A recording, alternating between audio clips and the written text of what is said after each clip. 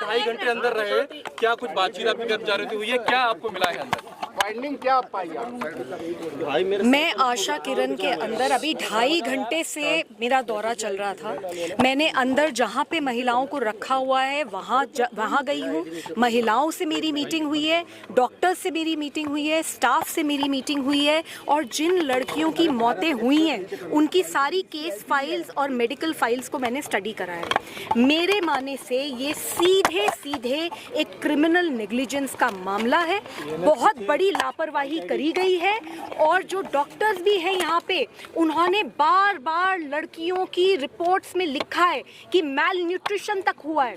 2 लड़कियां हैं, गीता और श्रुति, उनकी फाइल्स में साफ लिखा हुआ है कि मैल न्यूट्रिशन की वो शिकार थी। यहाँ तक कि जब डॉक्टर से बात करी गई है तो उन्होंने बताया है कि 30% लोग, जो 1000 लोग यहाँ रह रहे हैं उनमें से 30% के करीब लोग मैल न्यूट्रिशन के शिकार हैं। उनके BMI 18 से कम है।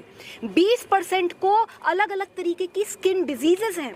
अंदर जब मैं गई, एक छोटे कमरे में 46 महिलाओं को रखा हुआ है, बिस्तर एक भी नहीं है और उनको नीचे बिना किसी गद्दे के सुलाया जाता है।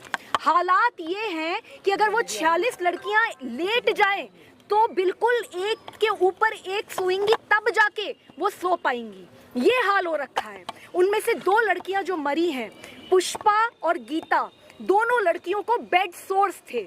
उनकी जो फाइल पढ़ी है मैंने, उसमें साफ डॉक्टर ने लिखा हुआ है कि ये पर्सनल हाइजीन किसके नेग्लिजेंस से हो रहा है, क्यों ये नेग्लिजेंस हुई, बेड सोर्स होने का क्या मतलब है। ये हालात हो रखे हैं। इतनी गर्मी है अंदर, इंसान खड़ा नहीं हो पा रहा। जो एडमिनिस्ट्रेटिव ऑफिस है वहाँ पे AC लगा हुआ है, लेकिन जहाँ लड़कियों को रखा हुआ है और 300 लड़कियाँ यहाँ पे हैं, महिलाएं हैं यहाँ पे, उनके लिए एक भी AC नहीं लगा हुआ। लड़कियाँ खुद उनमें से जो बोल पा रही हैं वो बार मांग कर रही हैं कि कुछ ऐसा करवा दीजिए कि गर्मी बहुत ज़्यादा हालात है।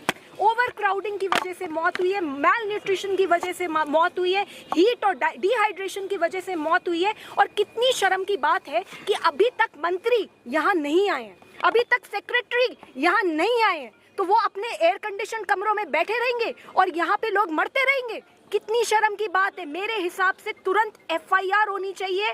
ये जितने भी लोग इन्वॉल्व हैं, जिनके भ्रष्टाचार के चलते, जिनकी लापरवाही के चलते आज ये मौतें हुई हैं, इन सब के ऊपर सख्त से सख्त कार्रवाई होनी चाहिए। मैं एक रिपोर्ट बना रही हूँ और मैं ये मुद्दा पार्लियामेंट में जरूर उठाऊंगी। आतिशी ने आज प्रेस कॉन्फ्रेंस की और उन्होंने कहा कोई मंत्री नहीं है इस विभाग का, समाज कल्याण विभाग का, ये एक बड़ी वजह हो सकती है। जी बिल्कुल, मंत्री तो इमीडिएटली होने ही चाहिए। और जो मंत्री बैठकर AC के कमरों में प्रेस कॉन्फ्रेंस कर रहे हैं, उनका फर्ज नहीं बनता कि वो आके यहाँ पे हालात देखें। जरा आके देखिए अंदर क्या हाल है। जमीन पे पड़े हैं लोग। ये कोई तरीके हैं? आप मेंटली चैलेंज, स्पेशली एबल्ड लोगों को इस तरीके से ट्रीट करेंगे? 2 साल पहले मैं आई थी यहाँ पे, मैंने इंस्पेक्शन किया था, मैंने सरकार को एक बहुत डैमिंग रिपोर्ट दी थी, क्योंकि तब भी ऐसे ही हालत थे और इतना बुरा हाल था, इतनी बदबू थी। आज भी यहाँ पे वही बदबू है।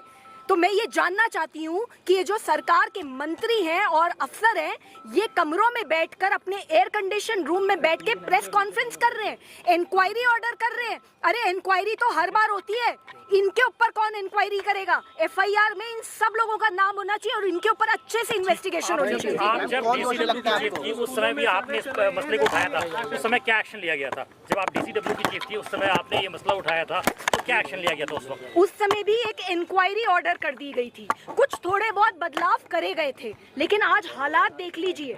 1000 लोग रहते हैं यहाँ पे और साइकियाट्रिस्ट एक है जो 3 दिन में, हफ्ते में 3 दिन के लिए आता है। एक भी काउंसलर नहीं है यहाँ पे।